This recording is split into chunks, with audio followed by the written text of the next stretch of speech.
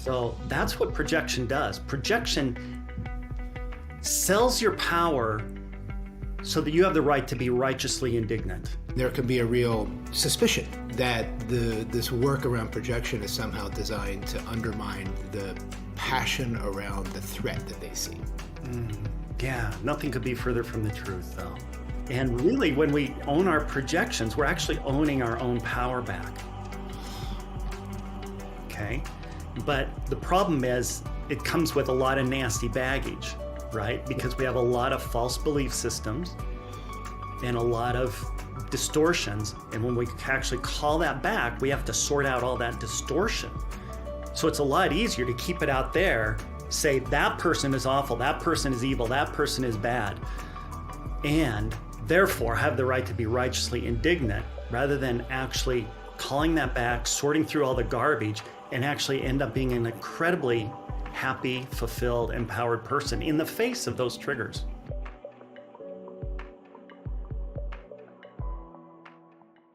It's great to see you again, my friend. Nice to see you too, Keith. How are things going for you?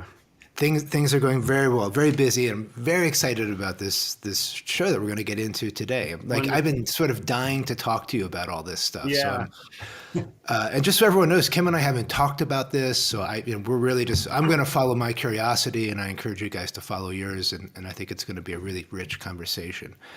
So let me just say a few words about Kim. And so he really is at the outer edges of human development, not just the theory, but he's actually doing the deep daily work of helping people grow.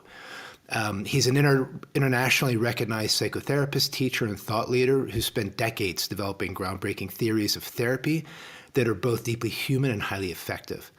And his range is staggering. It's like from youth at risk to the elderly to chronic pain to spiritual emergence, trauma, transcendent states of consciousness. He's done a ton of work with marginalized people and has seen the effects of marginalization firsthand. It's really how you started out, I think, Kim, right? Working with, yeah.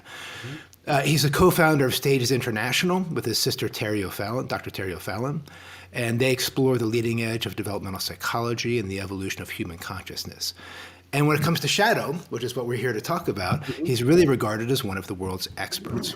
So I am deeply honored and very happy to have you here, Kim, and welcome to the show. Thank you for that lovely introduction, Keith. That was so sweet.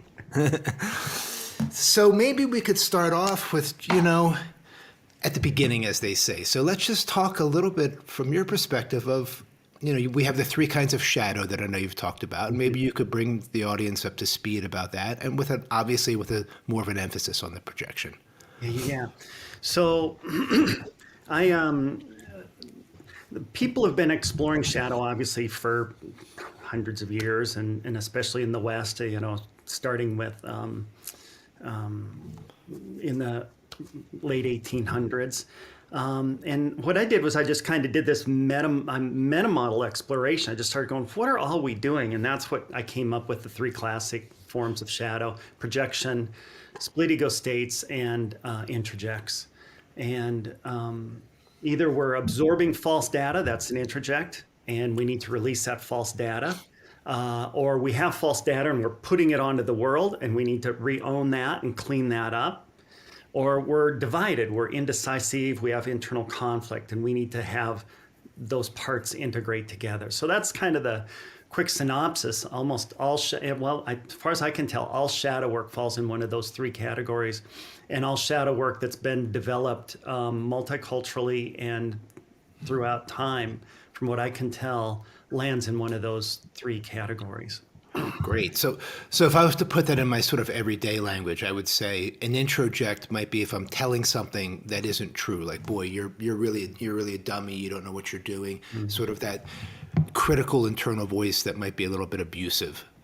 That's closer to the split ego state with the, okay. Because you are a dummy. So I have the you are a dummy, but who's the one talking? Okay. There's an I talking and saying you are a dummy. So we have two parts inside of us. So that would be a self that had been split off that would need to be integrated back in. That's a split. What we have is you are a dummy and I'm the one talking. I'm the one telling you you're a dummy. Now, that could be an introject, the one saying I'm a dummy. It could be an introject. It could be my father kept telling me I was a dummy. Now I just internalize that voice and I'm a dummy. It could be, though, that this is a split ego state or a part that is saying, if you worked harder, you would accomplish your goal. And you're saying that you want to, I mean, if I were to give it in healthier language, right? Yeah. The language needs to be healthier. So you're a dummy versus here you are sitting on the couch eating junk food, and you're saying that you want to lose weight. But instead of using high quality skill language, it's just saying you're a dummy, you stupid shit, or something like that, right? So it could be an interject, and maybe the language is an interject, but it might be a legitimate part that's saying, hey, let's work this out together so we can lead a healthier life, for example. Okay. Yeah. Okay.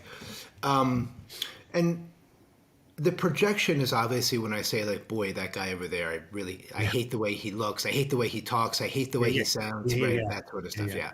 Right. And when it's really, and so how would you tell the difference between, if I'm looking at someone, before we get into Trump and all this other stuff, but like, what is one of the hallmarks of recognizing that what I have is like clearly a projection, even if maybe my discernment might be correct. Maybe this person is being a loudmouth, but how do I know that discernment of, boy, he's really being a loudmouth versus that's maybe a projection, or it's a projection and it's an accurate discernment at the same time? Yeah.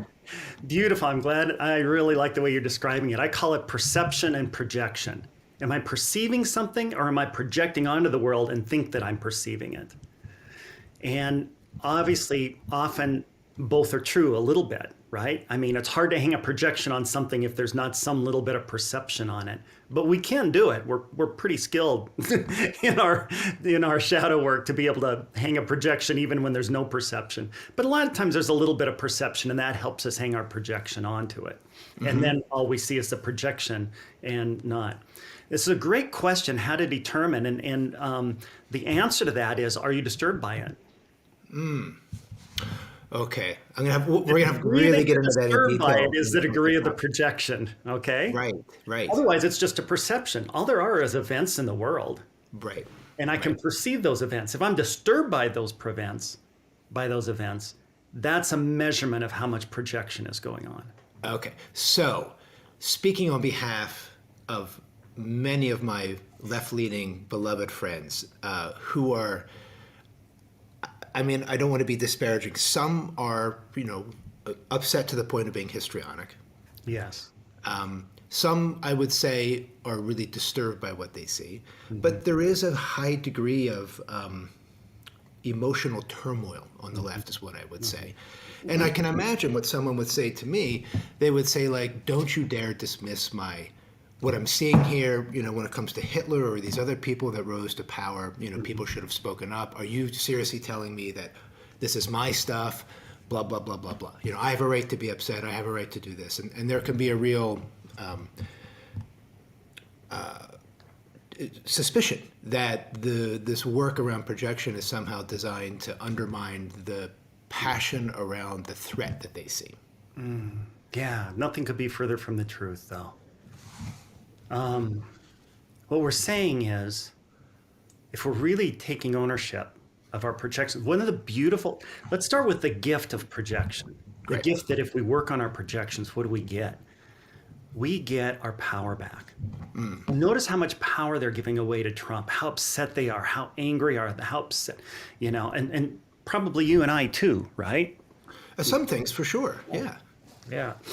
So I'm at a place where I don't want to give Trump the power to make me miserable the next 4 years, to be angry, to be anxious, to be depressed and dysfunctional because I'm so distraught over it. Why would I want to give that guy that much power? I don't want to do that, right? So when I actually own my projections, and projections are the hardest thing to own. They're not pretty, right?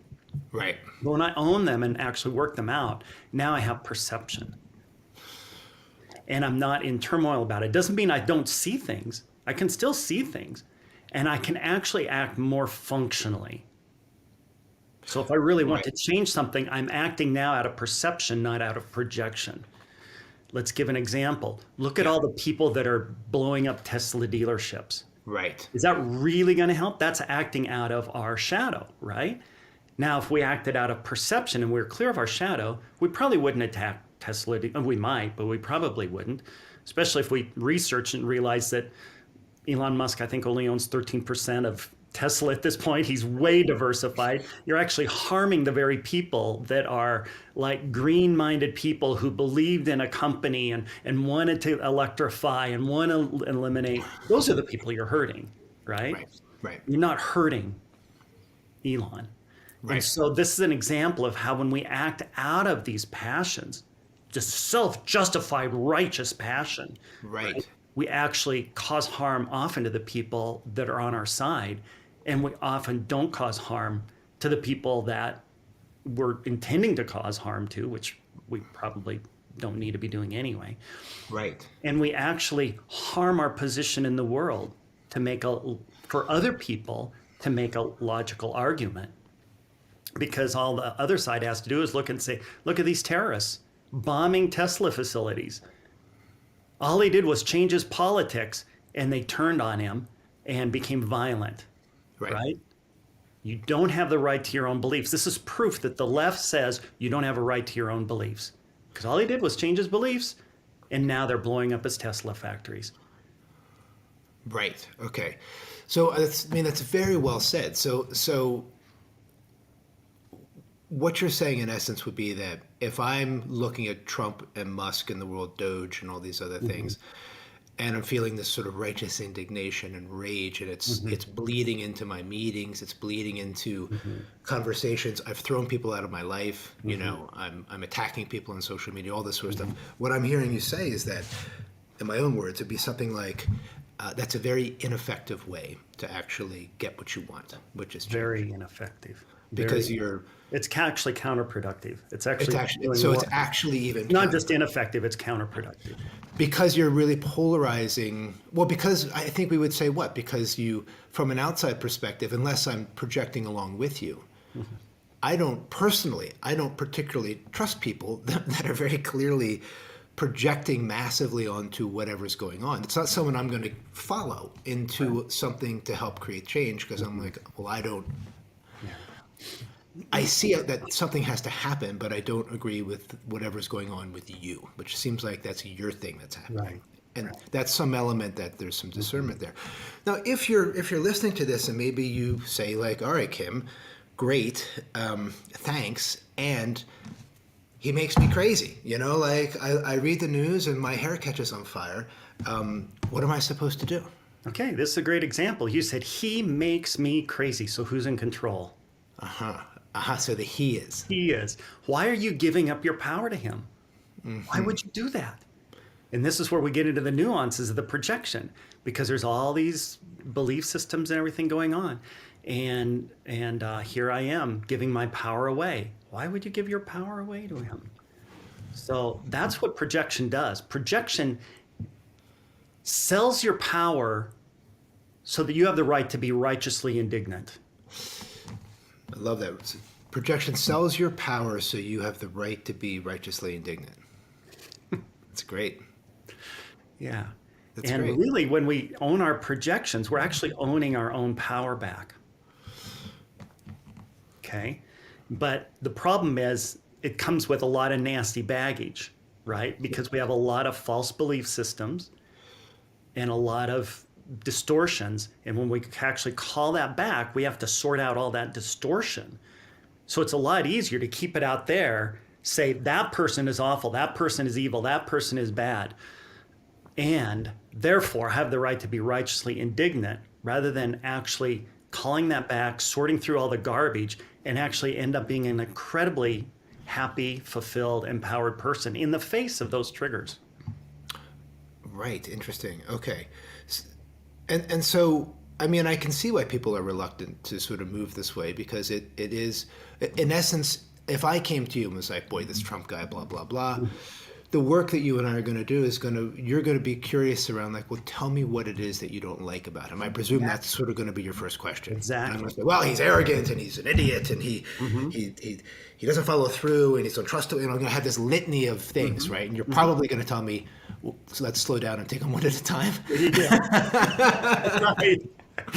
Yeah. And say, let's just look inside now. Do you have a part inside of you that is arrogant and demanding and belittling of you? Oh, interesting. So this is intense work for a lot of people. This is really intense work. It's really the hardest shadow work for most people. And again, the introject, split off cells, and projections. Yeah. Yeah. I mean, not for all people, but I would say on average, it's the hardest work for most people because you have to own the very thing that you're hating out there. Right. And just for the listeners, I think this is an important thing to note, that if you're really triggered by people who are really triggered in the world, then you're projecting as well. You're projecting that you're triggered.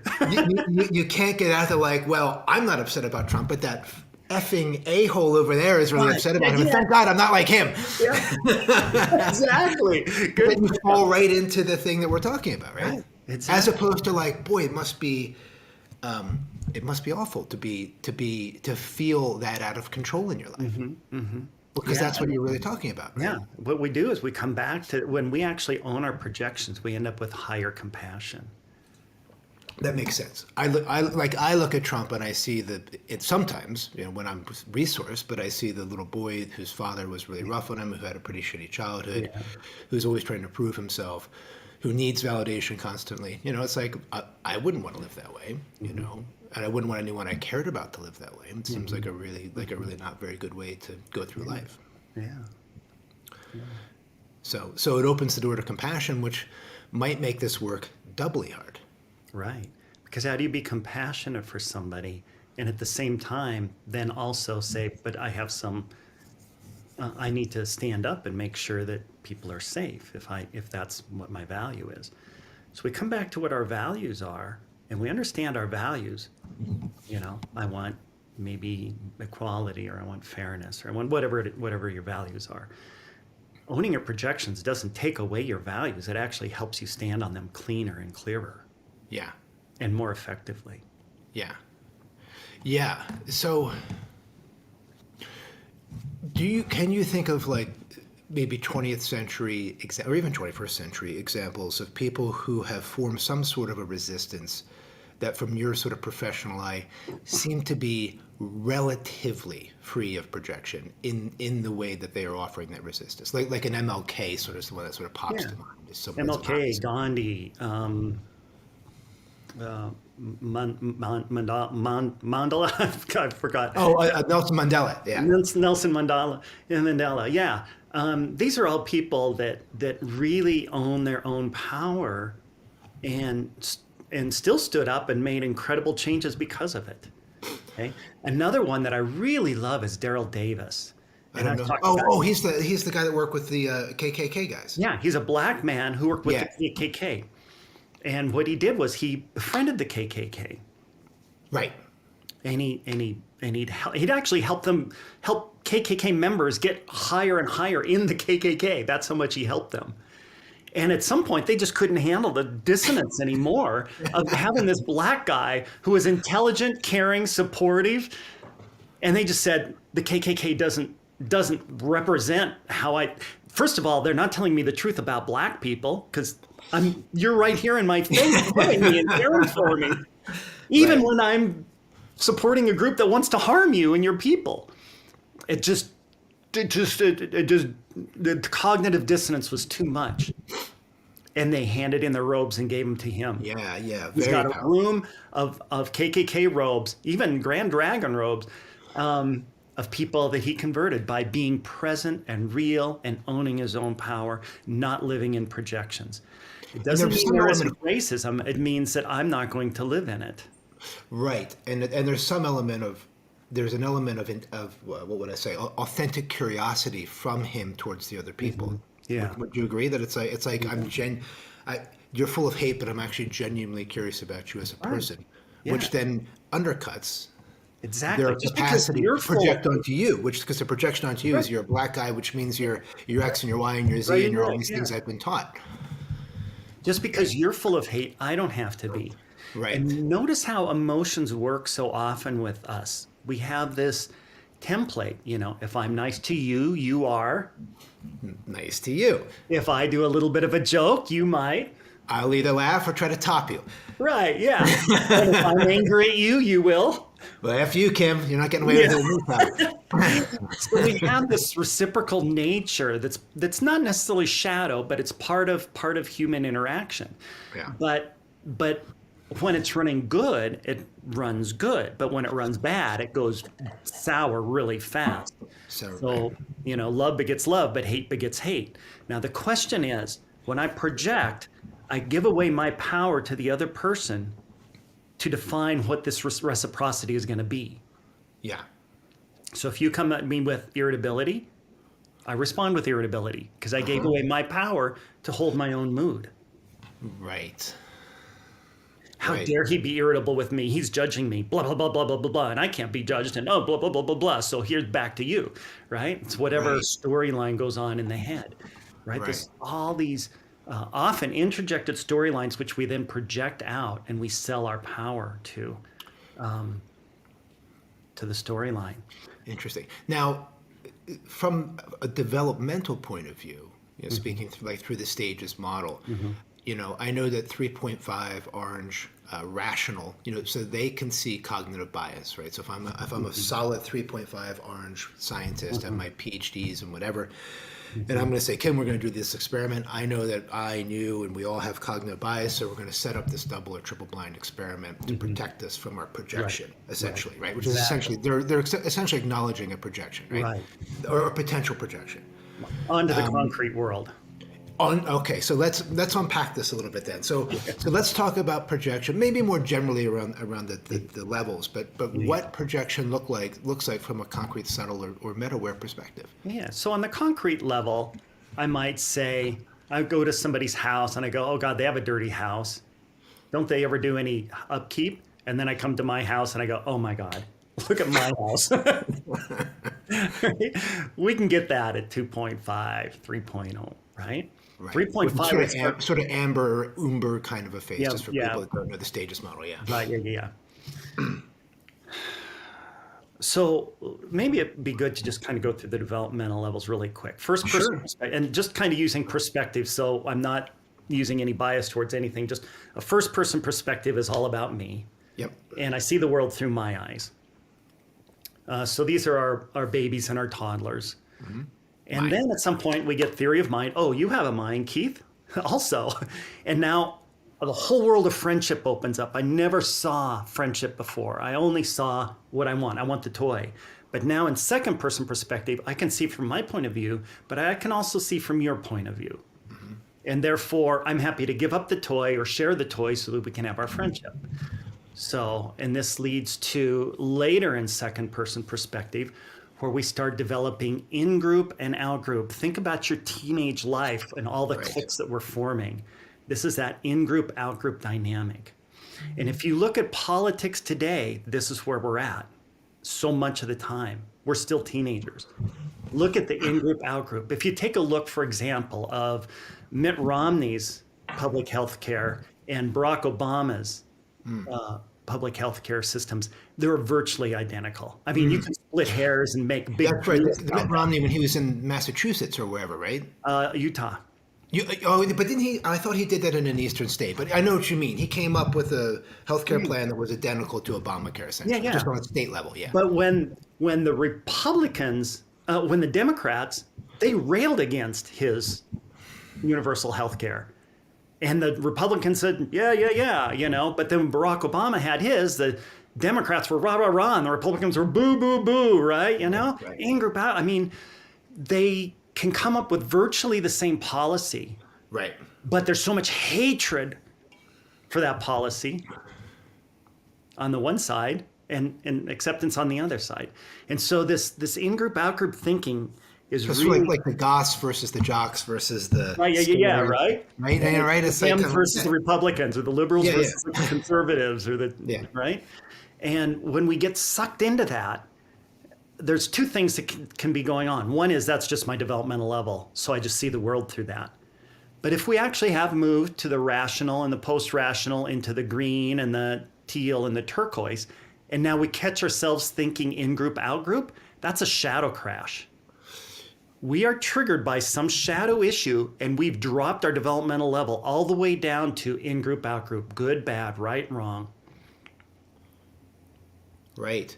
And you can certainly, it certainly appears that some of that is happening on the left, that there is some shadow crashing happening because Yeah. I see, I'll try to make this own statement and not pretend Yeah. I'm speaking objectively, but I seem to see, large groups institutionally and individually, but forming around some of these sort of shadow crashes, which is, I would say, understandable because they feel rightly or wrongly that they are most definitively under attack. Yes, which is exactly what the right has been feeling. So now we go from the in-group, out-group fighting to kind of where, different religions like Jesus did the Good Samaritan. No, it's not about your in-group, it's your out-group. It's about what kind of a human being are you? And if you take a look at the human being that you are, and that's what the parable of the Good Samaritan was all about. It's like, no, just because you're in your in group doesn't mean you're good. And just because they're in the out group doesn't mean they're bad. And he really addressed that very clearly in the parable of the Good Samaritan. For those that don't know, the Samaritans were considered the most evil people. And so Jesus told the parable about an in-group person who was sick alongside the road, and many of the in-group people walked by and just passed him up. But somebody in the out-group, the evil, bad Samaritan, in this case, if you're a liberal, the evil Republicans, walked by. The Democrats passed up the homeless person, didn't care. The Republicans stopped, picked him up, took him home, took care of him. And so Jesus was talking about, we got to get out of this in-group, out-group thinking. We got to move into, what kind of a character are we? What kind of a person are we? That gets us into early third person perspective. And then we get to the rational. I can think about my thinking and I can set up dynamics so that my thinking is actually accurate. And then we get to green, fourth person perspective, where we have cultural relativity. We respect the different cultures. Every culture has a congruence of some kind within their culture. Right? So now instead of seeing, hunting and gatherers as some limited, stupid, primitive people. Barbarian.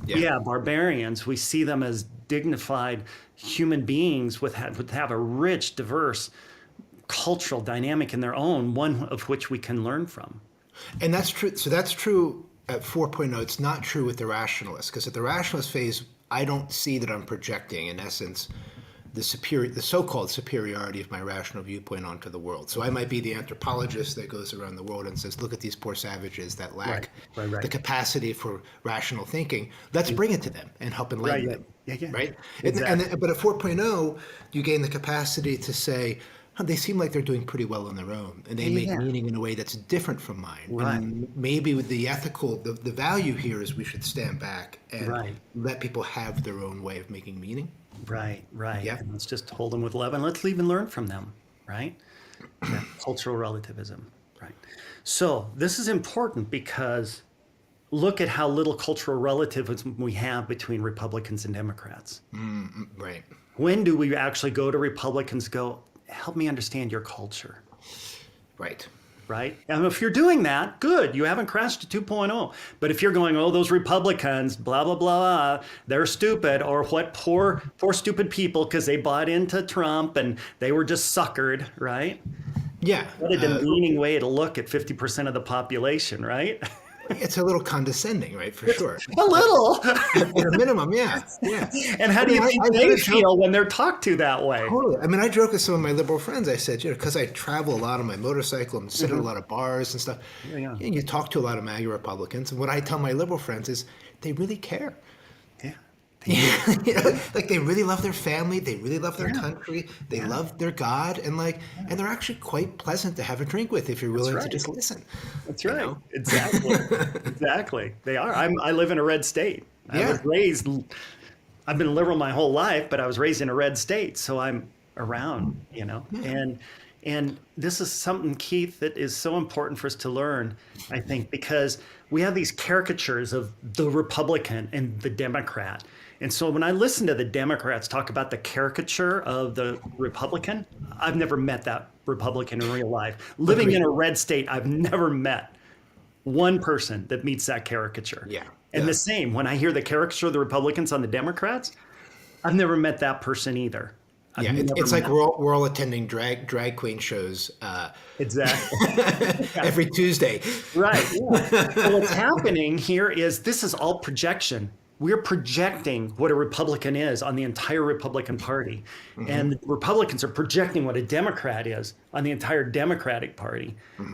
And neither are seeing the truth at all. It's absolutely just not. I mean, maybe you can find that caricature somewhere, right? But it would not. Sure. Of course, it's right. Yeah. It'd be extremely rare, small population. And our media fosters our projections. Right. You can watch, left-leaning media that interviews all the stupid Trump Republicans, and they cherry pick the stupidest ones. They say, look how stupid these people are. But if you go to right-leaning media, they're doing the same thing. They're interviewing liberals, and they're going, God, look how stupid they're cherry picking the stupidest comments from the liberals. And so it just fosters this in-group, out-group, teenage worldview of just how stupid the other people are and how amazing we are. Right. Now, I want to ask one more question about this sort of concrete versus subtle projection, and then move to ask you about the view from the Republicans in the last, say, five years or so. So, developmentally speaking, what if I'm rational or below? I can only project onto concrete things. That would be your home, your clothing, the way you look, things that are concrete, the five senses. No, I can see my projections. I can project on anything, but I can only correct. I can only see my projections on concrete things. Which would mean like, oh, Kim, you're black and I'm white, and I can see that I'm projecting a whole thing onto the color of your skin because I can see that with my eyes, and I can look at what that means in my interior experience.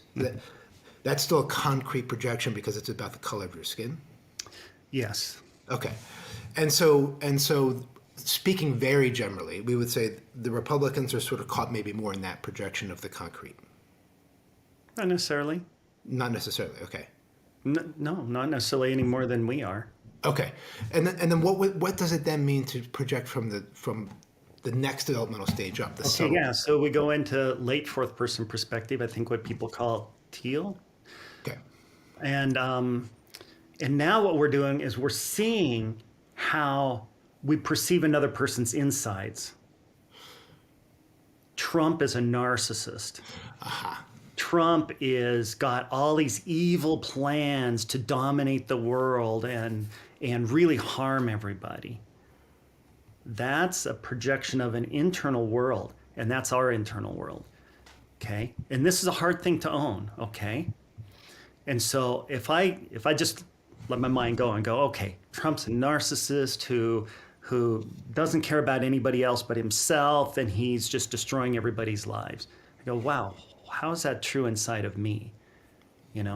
And what I find inside my mind is I have a dictator mind inside of me. The dictator that says, okay, all these other parts, you be quiet, I'll support you, you don't do this. Boy, I have a dictator mind. It's starting to squirm, huh? We're talking about Kim. And I want to run my internal world the way it should be run because I've got plans for it. And all the other little parts are going, you're hurting me, stop. Yes. So that's an example of how we project the dictator out onto the world. And I'm not saying the perception isn't there, but the projection is there, and that's where all the disturbance comes from. Because all of this disturbance of our internal world is getting stirred up because we're really tired of our own dictator mind. Right. Our own self-righteous dictator that says this is the way it's supposed to be in here. And so people really, in some ways, have to take a little bit of a leap of faith in situations like this and say that they have to presume that if they own the projection, it won't automatically negate the care and the drive to be an effective agent of change in the world. Yeah, and not only will it not negate it, it'll make you more effective. So the leap of faith there is really like, okay, if I do this work and I want to work against what Trump stands for, I'll be much more effective at it. I'll galvanize people better. I'll lead better. I'll think more clearly. I'll see things more accurately. Right. And I'll be more at peace. Right. Absolutely. But all of those, all at the same time. Isn't a bad thing. No. It's a bad thing. And people will say something like, Keith, how can you not be upset? Right. And I said, well, I'm concerned about what I see in the world, but I have my sphere of influence here, my friends and my community and places, people that I love and places where I try to have conversations like this. But what do you want me to do? What is the point of getting mad? It's like to me, it's like getting mad at the rain. It's like you can be mad at the rain, but it's still going to rain. Right, If you're mad exactly. about it. You can move, I guess. Right. Yeah. And some people do move to get away from Trump. But beyond that, it sounds like you're saying, really, this is a practice of radical acceptance. This is a practice of radical. But from a Zen perspective, that's what we would say. Reality is as it is, and there can be no other way. That's right. And so do you choose to accept what is, since it is, and take a step forward? Or do you resist what is and suffer and fight what is? Right. Exactly. So that comes coming at it from the state perspective. Through development and through state work, we can get to there too. We can also get to it through shadow work. And so this is where shadow and development and state work all start having these interfaces that work together. And if you find they can't hold the state or the developmental level, it's because of shadow. That's why we have a higher developmental level, and now all of a sudden we're crashed into in-group, out-group thinking. We can hold a state when we're meditating, but then we walk through the world, we read a post, or we see Trump on the news, and we're out of the state now. That's because of shadow issues. Right. And it's the same work of, working with a group of professionals, someone that can help the shadow be seen, which, since it's in shadow, understood, and then ultimately metabolized in some way. Exactly. Yeah. So then you'd be more effective. So for taking Daryl Davis, for example, look at how many people that were hardcore, KKK people, that he actually changed. Right. And look at the millions, and this is not a condemnation of Black Lives Matter, all support for them. But how many minds do you think they really changed? They rallied a lot of people, but how many minds did they change? I would argue none. Because it was very much an us versus them mentality. It was this 2.0. It was this in-group, out-group. Yes. Not yet at a point of being able to recognize sort of universality. Hey, we believe that all lives matter. Right. We want to put an emphasis on Black Lives Matter because we feel like they've been negated. So we actually want to hold a larger perspective. Because what do you have? You have Black Lives Matter, then what's the response? Well, Blue Lives Matter. Right. All lives matter. So there's an immediate oppositional. Immediate oppositional, because it went from Black Lives Matter to Blue Lives Matter, and then to All Lives Matter, and they were the Republicans were saying All Lives Matter, and then the left came back and said No Lives Matter unless Black Lives Matter, and it's just it's just this constant tit for tat, in group, out group fighting. Yeah. And so when we actually bridge that gap of that teenage worldview, that in group, out group fighting, we actually hold fourth person perspective or later while we're interacting with people, then we can actually have change. And Daryl Davis is a living example of that. I can give you an example too. When I was, I live in a red state, and I was, but we all interact because we're at the soccer games. Our kids are in the soccer games, right? Sure. So we're actually living with each other. So we see that the evil that the other side has isn't there, right? So I had one guy who was in his, Republican mode, railing on how evil socialism is, right? And he was just letting loose, and I go, yeah, I know. Socialism has a lot of problems. And every time it's been tried, it's been, there's just been disaster after disaster. So I'm joining his world, right? Yeah. And then I just say, but you know what? It sure is nice to be able to drive to Missoula without having to pay tolls. And he looked at me. Or actually, I think I said, but I sure like our socialized road system. And he goes, what? Isn't it nice to be able to just drive to Missoula without having to pay tolls all the way along the way? Well, and he looked at me, what do you mean? I said, well, that's with capitalism, right? Every farmer has the right to toll you to go through his property or her property. So I sure like that socialized road system. Boy, I'm glad I don't have to stop for tolls. He goes, me too. And I said, can you imagine the military? We have a socialized military. Do you like our military? Yeah, it's a socialized military.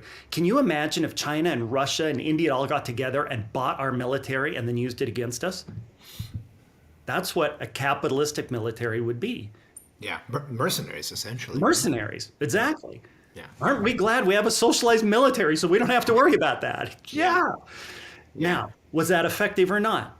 Who knows? I do know, actually, because the next week I was at another soccer game and I heard this guy was sitting there and another guy was railing on him about the evils of socialism. I was just within earshot. I wasn't right present, right?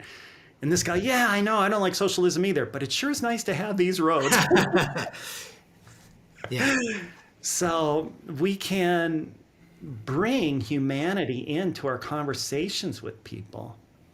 That's what bridges that gap. And I But can we have find to be values in curious. capitalism and they can find the values in socialism, and we can actually both find rich rewards in the culture that the other person is presenting. Yeah, I think it's really well said. Like, I have certainly learned, I was virulently sort of anti-gun for most of my life, but now having lived out west for so long and having met so many genuinely responsible, intelligent, nuanced, strong advocate for gun rights and things, it's like I've completely changed my tune on that, where I really see the complexity. Yeah. It used to be like, oh, these rednecks, they want their guns, Yeah. and now it's like, oh, it's much more complex for me, and I see how much care and concern and dignity there is on the side of many of the people that I talk to, and I'm curious about. Well, you tell me why you're like, why do you have so many guns? And they give me sometimes really beautiful, elaborate answers. Not so much that I feel like shockingly complex and nuanced, huh? Yeah, but not so much that like I'm like, oh, I'm going to go stockpile too. But it's like okay, I can actually I understand your reasoning in a way that makes me kind of want to defend your right to. Yeah. So that's all really well said, Kip. So when we get back to, because we're obviously, most people listening and most people on these calls are sort of, they're either left or they're sort of left and they've ended up sort of back at the center somehow because of the weird politics of the last, say, decade. But if we take a more sympathetic view towards the Republican viewpoint over the last, say, let's say under Biden and a little bit before, you were going to say something about the projection onto the left there, and I just want to give some space for that. Okay, the right's projection onto the left, which also has perception, is it's a war on traditional values, and it's also a war on whites and on males. And so, for example, the perception is, there's obviously plenty to hang perception on for anybody who isn't aware of that. The storylines about if you're white and you're male, then you are by definition sexist and racist. There's no other alternative. You are. And some of us have encountered that firsthand, for sure. Right. Yeah. But, that's like going back to original sin, right? It's sure. amazing how this creeps back in, no matter how advanced we think we are. Here we are back to original sin. Adam and Eve sinned and everybody else are sins because of it. Right. Right. And of course, there's been pushback on that, but it doesn't take long to be on Facebook to see that there's still that strong belief system among a large population of the left that if you're white and you're male, then you're racist and you're sexist, and that's just how it is. And you deserve all the horror and sadness. So you bring up, white male suicide rates that are just skyrocketing, for example. And they go, well, they deserve it, for after all they did. But this is a confusion of historical population studies opposed to an individual, right? Historically, there was slavery.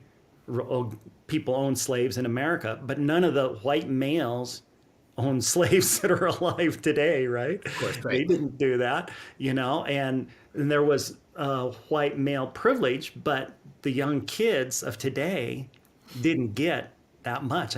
We've got educational parity, more than educational parity, for example, with females, for example. Oh, the females are way above. It's actually something like 60% of women, college graduates are women, and 40% are men now. It's which It was the opposite of that in the early 70s when part of the women's movement was founded. When I grew up, that was me in the women's movement, and we were fighting for the right for women. You know, as a high schooler, I sat in and said, women don't have to wear dresses; they can wear pants. And we sat in and we occupied the high school, and they changed the policy so women could wear jeans if they wanted to. Right? That simple things like that. And then in college, I was fighting for taking money back out of South Africa because of apartheid, and we won that war. You know, and then we fought for females to be able to both for equal opportunity, right? And so we fought to have these things happen that you have to have quotas, right? Basically, kind of the earlier version of DEI, right? Yeah, or like affirmative action, you would say, which was affirmative action in the 80s, right? Yeah, which I certainly grew up with. Now, I was in college and I lived in a household with 5 women, and they were graduating, and I had one woman who was graduated in the forestry service, and she got a promotion. She came home, I got a promotion. I was celebrating with her that she got the promotion. She said, Kim, I need to talk to you. She said, I don't deserve this promotion. I got promoted over a man that has been there for like 20 years, that knows this place inside out. He has devoted his life to this forestry division, and I don't even know how to be his employer. So now he is teaching me how to be his boss. He's actually doing 3 jobs. He's doing his job, he's doing my job, and he's teaching me how to do his job. And it is not fair to him. This is the sobering reality of affirmative action, how it actually harms people.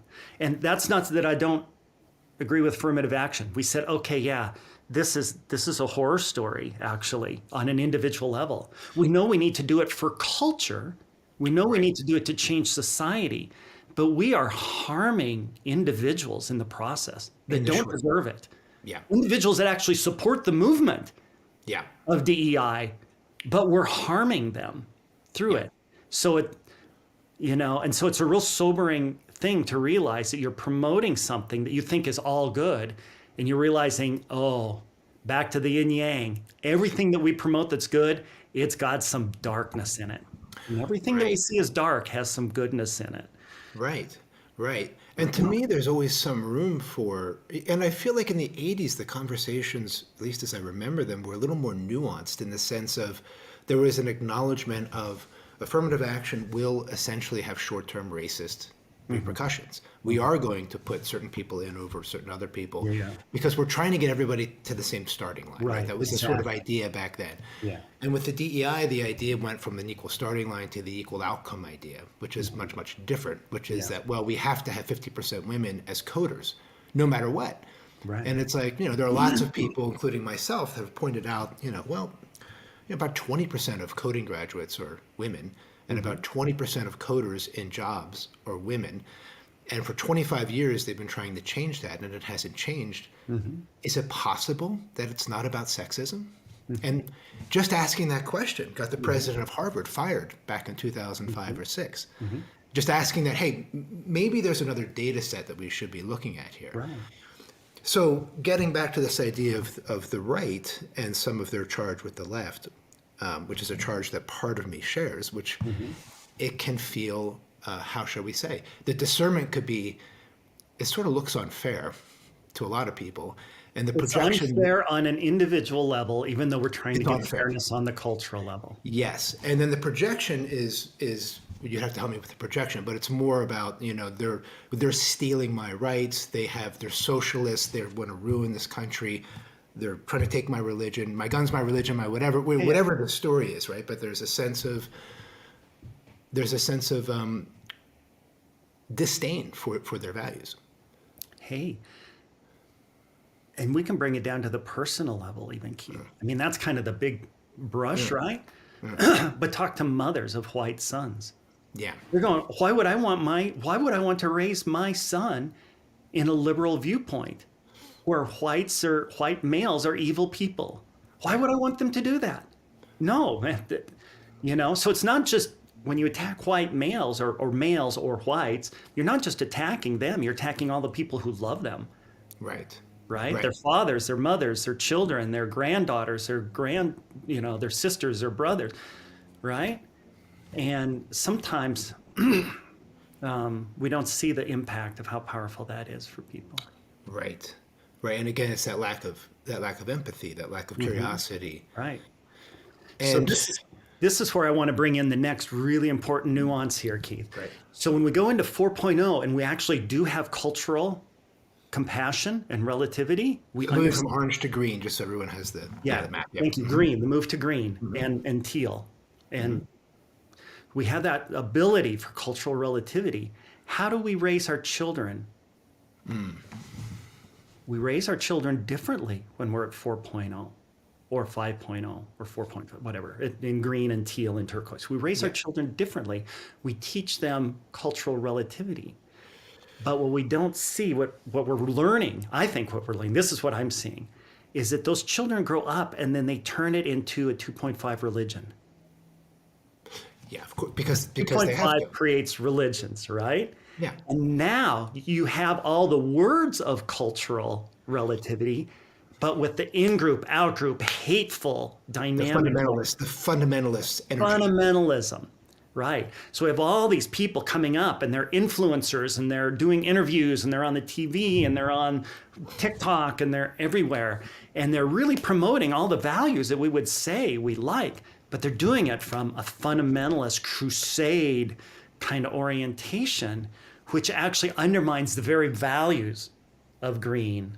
Right. Teal. Right. It's the Greta Thunberg's. I think that's her Right, last. exactly. But she spoke very well to people who shared her viewpoint. And Right. to your point from earlier, she converted not a single person who didn't already agree with her.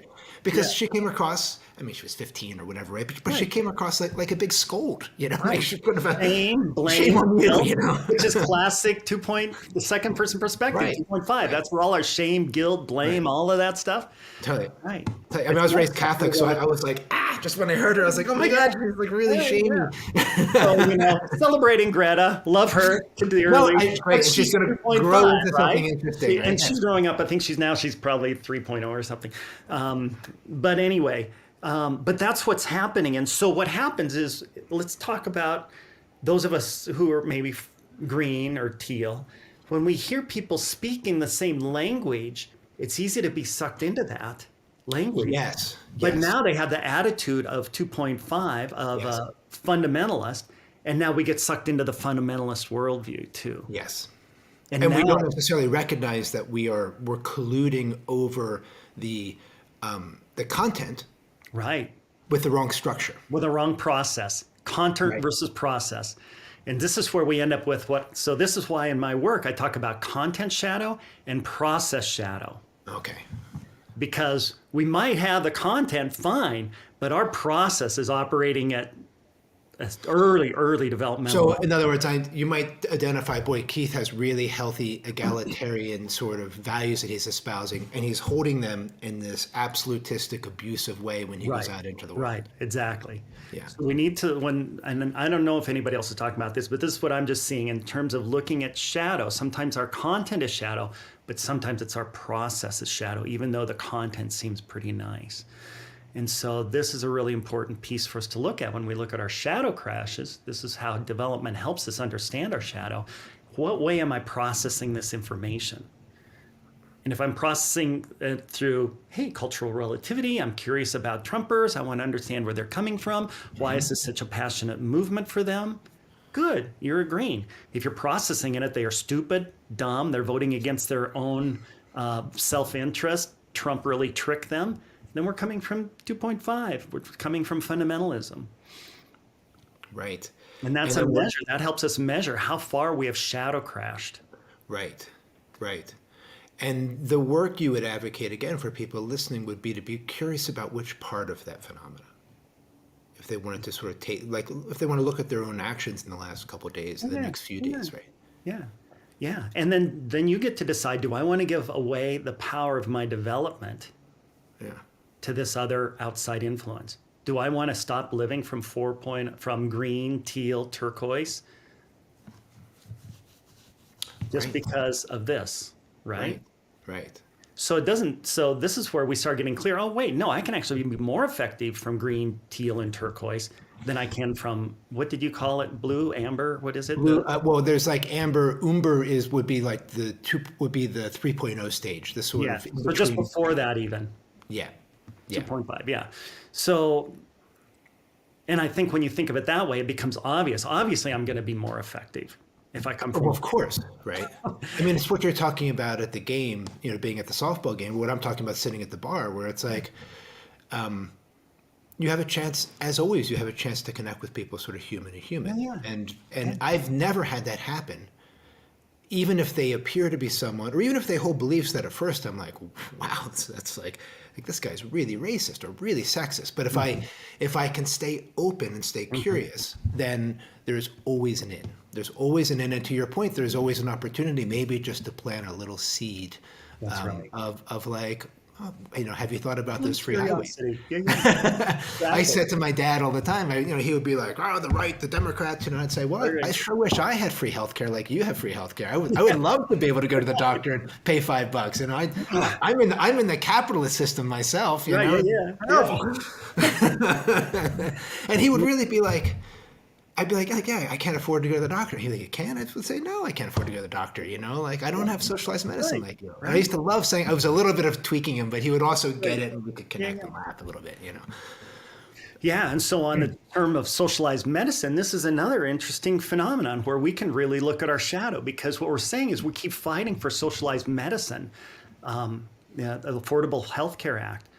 But what good is socialized medicine if the healthcare itself is a sick system? Right. All we're doing is we're taking tax money and we're paying pharmaceuticals bunches of tax money to keep us sick rather than to make us healthy. Right. So how good is that really? And we know that they're doing this, just like there's people out there that are giving you courses on how to buy up trailer parks and squeeze so much money out of the people that they can't afford to leave, but they don't default. And how to just squeeze them to the absolute maximum amount. You can take a course on how to do this to people. Right. And the pharmaceuticals are doing the same thing. It's like, how can we give them medicine that will cure their initial symptom that they came in with, but will give enough side effects that they'll have to take another medicine? Right. And then that'll kind of help that symptom, but then it'll create other symptoms. And now they'll have to take another medicine. How many people are on 5, 10, 15 different medicines? Yeah, it's heartbreaking. It's heartbreaking. And especially where you live. I mean, I'm in Boulder, where it's like, you walk around and you go, I need to go to the gym again today. Right. Exactly. Isn't enough? Yeah. And what happens when people talk about the sick care system rather than the healthcare system? Tulsi Gabbard gets ejected, Marianne Williamson gets sidelined. Right. They fly to the Republican Party where they can be heard. Right. And then we just say, oh, they're evil traitors. Well, if you're not listening to the message of we have a sick care system rather than a healthcare system, we have to address that. They're going to go where they might get heard. Yeah.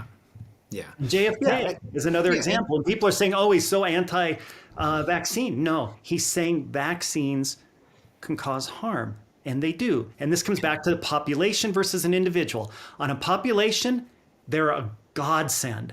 For individuals, certain individuals, they can be devastating. And we know that. That is research. Agreed. And he's saying, he's not saying I'm taking away your vaccines. He's saying I want to research them for health. Maybe we can make them better. But what do we hear on the left? We hear that he's going to take away our vaccines. Right. And it's the same point. So I just want to highlight to the listeners, you're really making the same point here, which is the collective versus the individual. Right. And that if we on the left can acknowledge that vaccines are great and they do incredible good for the group, and we just want to acknowledge that there can be individual harm. It's not zero. And certainly that was an issue with COVID and the COVID vaccines. It was not zero.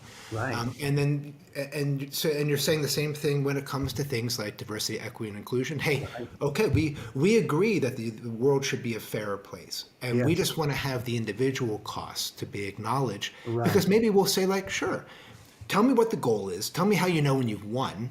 How you've arrived there, and acknowledge that some people are going to have to, the individuals may have to pay a little bit of a cost here, and you might get more people that would be willing to back you because they're being honest. If we can have some empathy for the people that are going to suffer for this, or set up things that don't deserve it, Right. Instead of saying they deserve it, Right, right. Right? Or acknowledge that it's kind of not fair. Like, hey, what happened to black people in the 20th century and the redlining and being excluded from the GI Act and, all these other things, moving highways through their neighborhoods, not fair. Not fair at all.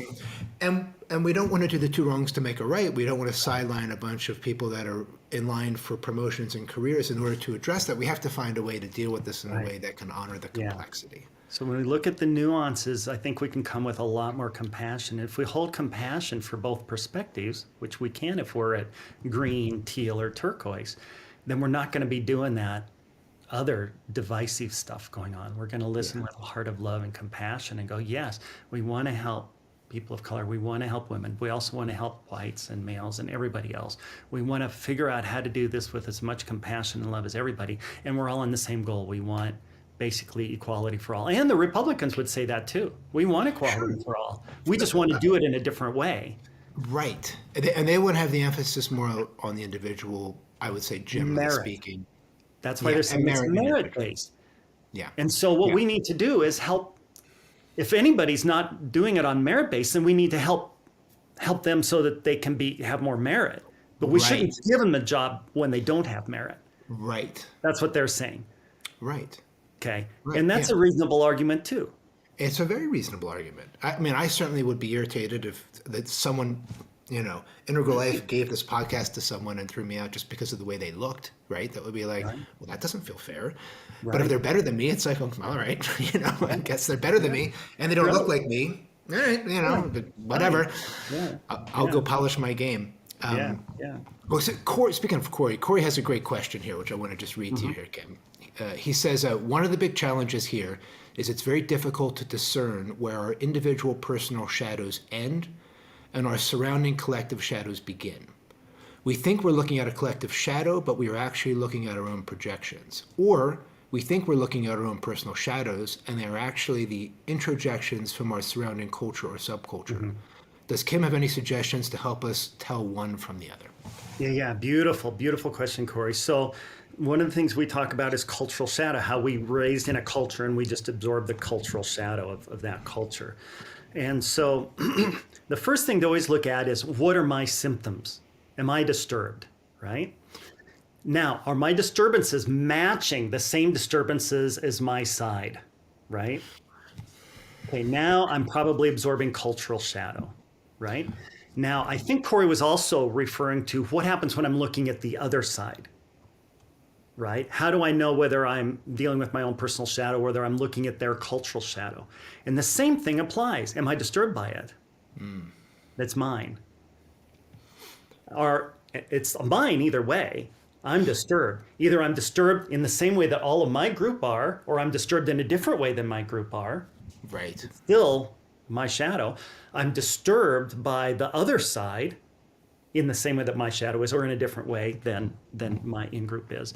But either way, it's still our shadow. And so this comes back to, it's still my shadow if I'm disturbed. Now the question is, how, it's hanging on some perceptions, of course, probably. So I might be perceiving some things. But if you're not in there, in the other culture, talking to them respectfully, with love and care and compassion, you don't know. Well, you can pretty much guarantee it's a projection because you're not in there talking with them, right? Right. So it doesn't mean you're not having perception, but the point is the disturbance still comes from the projection. Now, I want to separate that out from the people that have actually lost their jobs and they're anxious about not having money, right? So here we're talking like maybe a federal worker that's lost their job, or they're under the guillotine sort of over their head. Right. Yeah. No, having that kind of anxiety is understandable. That's not necessarily shadow. There's some anxiety that I'm not going to have a job, that I'm not going to have money, things like that. But or that maybe the discernment that it's not fair. Like I'm getting fired as part of a political gestalt here that actually is not. It's not like it's a rational process that's being gone through. Or it might be. I don't know. Or it might be, but the point is, I'm saying they probably feel that it feels very arbitrary. Oh yeah, it would be really hard. Now that doesn't necessarily mean we have to see them as evil people. We can see them as, we're trying to streamline government, whatever the storyline is. maybe they are trying to destroy the government. Maybe they're trying to streamline. Who knows? None of us really know what's inside their heads. We can project upon it, and that's our projection. But I want to separate out symptoms that are obviously projection based, that are talking about what the other person is, versus symptoms of I'm worried about my next paycheck. Right. That's different than shadow. And that's because I'm disturbed, but it's a disturb that has a very kind of literal, obvious, concrete thing. And I'm not saying anything about anybody else. Right. Or it could be I'm concerned because there's been talk of doing X, Y, and Z to the healthcare system, and I'm worried for myself or I'm worried for my child, which is very different. Yeah, it's kind of an unknown. And now we have to deal with how am I with the unknown? Now, there could be some shadow elements with that. For example, I have a young man that is really dear to me who got the notice that he was going to be let go, and he took the payout. He said, this is a great opportunity for me. I get paid for 9 months. I get to go explore the world. I get to enjoy my life. I get to really do some internal work and do all my healing and stuff. And I get paid for it. It's a pretty damn good deal. I like it. Right? Yeah. And plus the employer is saying, and when this all blows over, he's going to hire me back anyway. So, Right. You know, Right. So just noticing the orientation that we have towards, is this an opportunity or is this a curse? And sometimes, curses have these nuggets of real treasure inside of them, and sometimes maybe not. I don't know, but I'm coming with a lot of compassion, empathy for the people, especially those who have families that are losing their job. Right? But also saying, but maybe there's another way to look at it so you don't suffer quite as much as you are suffering, Right. without saying you're doing anything wrong or making you bad or anything like that. Right. Okay. So, and just for the audience here, we're sort of moving into the question and answer. So feel free to chat questions in or to call in if you would like. We have another one here from James, and he said many people have trauma responses to Trump's actions and controversies, like immigrants responding in fear of ICE raids. Reactions to trauma are fight, flight, freeze, or fawn. Can you talk a little about how we work with trauma reactions and how those interact with our own shadows? Yeah, trauma and shadow are the same thing. It's just shadow is a larger category. Trauma is a specific kind of shadow. It's dynamic. Okay, so for example, working with people that have been traumatized, I did a lot of work with, say, for example, sexual abuse, children that were sexually abused repeatedly. And when they came in, I started discovering, well, first of all, I got tired of the traditional psychotherapeutic model that takes forever to heal. So I tried to develop more efficient methods and finally stumbled upon them by listening deeply to my clients instead of just the psychotherapy storylines, right? Because I had ingested them, and some of them are actually shadow storylines. They're inaccurate. People can heal very fast in some cases. In some cases, it takes longer. But the point is, the storyline that you can't heal fast is absolutely false. I know. Right. And a real disservice to someone who might, even if it's 1 in a million, it's a disservice to the 1 in a million, right? It really is. And what happens is we end up, and I do work with psychotherapists or teaching people how to do this stuff. And I show you how you're slowing your client down. They're actually ahead of you. But because of your belief system, you're slowing them down. Look where they're going and look how you keep dragging them backwards just by thinking this way, right? Yeah. So anyway, that's a storyline there.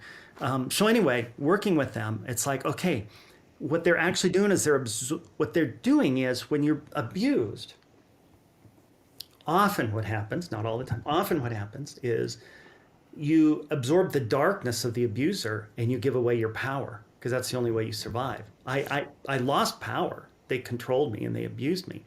And so now that becomes ensconced in my consciousness, and now my automatic response is to give away my power. Right. I project my power onto the abuser and I absorb their darkness. And what we need to do is have them release the darkness back to the abuser and take back their power. Now, a lot of times we do the one part, but we don't have them take back their power, and that keeps them from being empowered. And when we Right. do that, they feel empowered, they feel alive, they feel vivacious, they get their own autonomy back, they initiate, they follow through, Right. they start living a rich, beautiful life. And that's what the power of owning back our projection. Right, right. Okay, so let me pause because there's a bunch of questions coming in that are that's specific around like, what about this? What about that when it comes to Trump? Here's the meta, I think, for everybody. You're saying it's possible for us to reclaim this projection and we know it, regardless of what's happening. So Trump did something yesterday. He's going to do something tomorrow. It's Right. going to We be in the know news. that. It's coming. That's It's right. happening and it's going to happen, everybody. We know it. So, Kim, in a nutshell, tell people what they can do the next time they go, God damn that guy, or whatever their reaction is, right? What's the like, ask yourself this question. Okay. So ask yourself this question. How am I doing the same thing that Trump is doing to my internal world right now? I hate that Okay. question. That's a good question. Right? How am I doing it to my internal world right now? I might also be doing it to others, by the way. Sure. Right? But how am I doing it to my own Like those internal world? Republicans. Right, like those Republicans. Yeah, exactly. But how am I actually being kind of a dictator to different parts of myself that are screaming to be heard Yeah. and you're just ignoring them? Right? What happens if we sit back and we say, dictator mind, let's just calm down. Oh no, I need to control it. No, no, no, no. Let's just hear all the voices. Let's just let them have their voice. You shouldn't be saying that. You shouldn't be thinking that. You shouldn't be feeling that. Wait a minute. Wait a minute. Let's just know. You have to stand up for those that can't stand up for themselves. That's You right. need to be You doing need this. to stand up for those that can't stand up for themselves on your internal world. That's right. Right. So everything you bring back to yourself. Right. And notice how we're play acting out what's happening in our internal world on the external world. The internal world and the external world mirror each other. The way we view the external world is just about a direct mirror of what's happening on the internal world. I mean, it's intense. I mean, I can just do it because Trump isn't super triggering to me, but just that thought experiment is like, I mean, I can just feel the vulnerability and the just the intensity of that level of inward gazing. It's very Right. intense, right? I mean, like it Very. really kind of breaks the external projection apart in a way that's not entirely comfortable. Yeah, yeah. Really comfortable. If it was comfortable, we'd have done it already. Yeah. So when you do this, what I guarantee you is that if you do this, when you do this, the external triggers will fall away. Because right now, what we have is events in the world. We are triggered by those events. What do we do when we're trigger aware? We try to destroy the trigger. We demonize the trigger. We try to push the trigger away. We hide from the trigger. I'm going to leave America. I'm going to bury myself. I'm not going to pay any attention to media. Or I'm going to attack and fight it and destroy it. Right. That's trigger aware. That's part of the healing process. We go from unaware to symptom aware. I'm having all these symptoms. I'm disturbed. And now I'm aware of what's triggering them. It's that goddamn Trump. Right? But that doesn't get us to our internal process aware. Right. Internal process aware means, oh, how is this a mirror of my internal world? Wow. No wonder I'm so pissed off at Trump. I've been doing Trumpism to myself Right. for 30, 40, 50 years. Right. It's incredible. I mean, it sort of makes me think of Candide, and at the end, the advice. Oh my God, I can't think of Voltaire, the brilliant Voltaire, in the middle of all that was going on in his world at the time. The advice is the lesson that he learns, the narrator learns, is tend to your own garden. Yeah, tend to your own garden.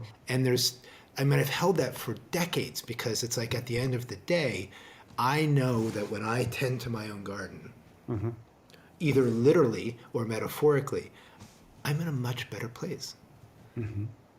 Because that's really the only place it's the only thing that I can actually tend to. Right. Right. And then when I tend to it, I can actually tend to the external world in a much more skilled way. Right.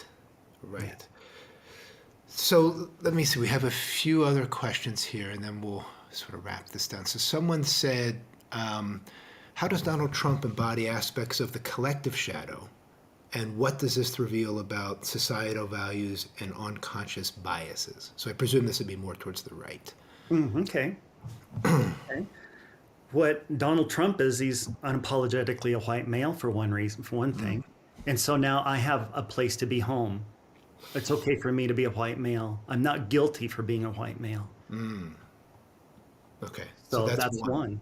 Yeah. Okay. Number two is take charge. Let's get something done. We are sick of a do nothing government. That's true of everybody. Everybody's sick of it, right? Donald Trump is doing something about it. He's the only one that is actually doing something about it. Right. So let's go back just a little bit in history. Remember the Tea Party? Sure. Obama, 2010-ish or so, reaction to, in part, Obamacare, but the whole reaction. It's actually wasn't even a reaction to it. It was a reaction to, actually, originally, it was a reaction actually to even the Republican Party. It was equally resentful of the Republican Party and the Democratic Party. And they were saying, we are done with the oligarchy. Sound familiar? Sound kind of left?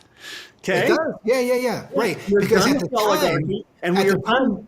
And we are doing at the time the Republicans were very pro-business. Democrats were sort of not on paper. Yeah. That was so they were saying we're against this oligarchy part of the Republican Party, but we agree with the values of the Republican Party. Some of them, yeah. Okay, something like that. I'm just trying to get the history. But basically, they were saying, if you actually listen to them, they're saying we are done with the dynasties. We don't want a Bush dynasty. We don't want a Clinton dynasty. We want them all gone. Right. We want them all gone. And we want to actually have it be a government of the people, by the people, for them. Kind of sounds like Bernie Sanders a little bit. It does, doesn't it? And we actually had that revolution. We had the revolution of the left rising and the revolution of the right rising at the same time. Bernie Sanders, Donald Trump. But guess what happened? The Republican Party actually went through their revolution. They actually invited Donald Trump. And what happened to the Republican Party? It's gone. It's not even recognizable. The right actually completed their revolution. And we didn't. Interesting. We didn't complete our revolution. Because the revolution was a populist revolution on both sides. Yeah. Correct? We're done with the dynasties. We want the people to be heard. Interesting. That's an interesting place to. And now we resent them because they completed their revolution and we didn't, right? I mean, I don't know. I'm just speculating, but no. But there's certainly there is a feeling of the people that the Democrats have put forward for leadership are certainly not going to turn the system upside down. No. I mean, Biden's not, Kamala's not, Hillary wasn't. These are people that are products of the system, and if you love the system, then you want to vote for them. Or if you hate the other people so much, you vote for them. You're going to vote for them, right? But there's certainly, for a lot of people like myself, it's sort of pinch your nose and vote kind of a thing, And so this brings up the other shadow. And so there's a shadow of, I'm opposed to whatever's going on, but there's a shadow of, I secretly wish I had that. Right. Right? How many of us have thought, oh, if I ran the world, or if I was president of the United States, or if I, Yeah, if I could be dictator for a year, what could I get done? What would I do? I get rid of those guns, or I would. Donald Trump is I would doing give that. everybody those guns, or whatever. He's going to do that. And then we're upset because he's not doing it our way. But, he did it. We didn't, right? And so there might be some shadow around, it should be me. It should be my thoughts going through there. It should be my people's, Right. But well, and I think we can all did the hard thing of creating their revolution. The left didn't.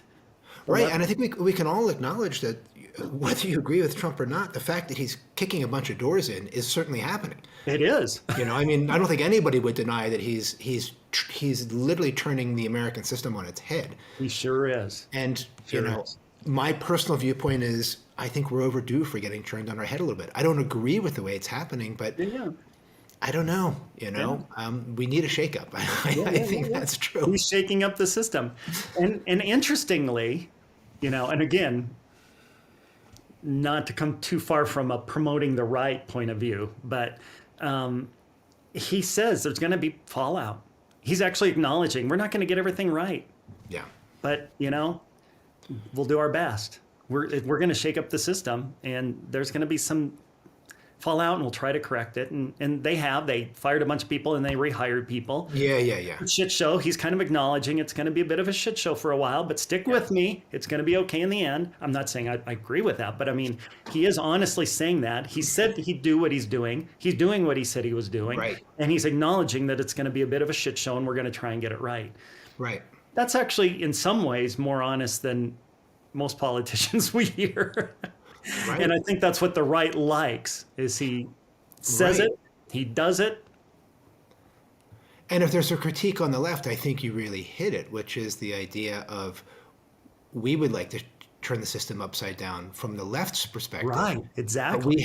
But who is that person again? Well, we had the one guy, the Bernie Sanders, and then the machine sort of turned against him and Right. gave us Hillary instead, who might as well have been covered with corporate, like the NASCAR guys, That's with all right. the corporate patches Exactly. and where she took all of her money from, Right, exactly. And that's the problem with the Democratic Party's system, is they have the super delegates, Yeah. it makes it really, really hard to have a revolution. Yeah. Makes it Yeah. really hard. Yeah. Well, Kim, this has been fascinating. Any final thoughts or sort of wisdom sharings here for this? I mean, we went into some interesting territory. Hopefully, we won't both get canceled because of this conversation. But Yeah, hopefully not.